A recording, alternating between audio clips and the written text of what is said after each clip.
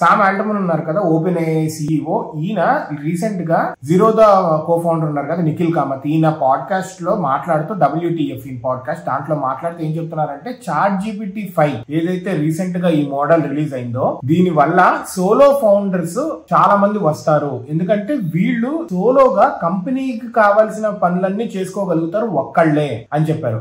ఇదే మాట నా ఫ్రెండ్ ఆదిత్య నాతో జరిగిన హక్కే స్టోరీ పాడ్కాస్ట్ లో చెప్పాడు. నేను ఆ క్లిప్ కూడా పెడతాను, చూడండి ఒకసారి. If you see the latest trends in future, they are 100% going to be a single man $1 billion companies.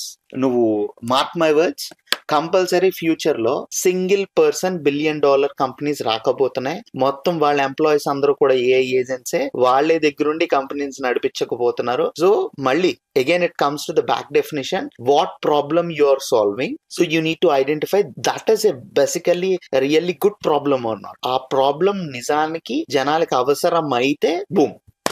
So ఈయన ఏమన్నాడంటే ఒక ఎంటైర్ స్టార్ట్అప్ ని ఇంతకు ముందు రోజులతో పోలిస్తే ఇప్పుడు చాలా ఎఫిషియెంట్ గా బిల్డ్ చేసుకోవచ్చు.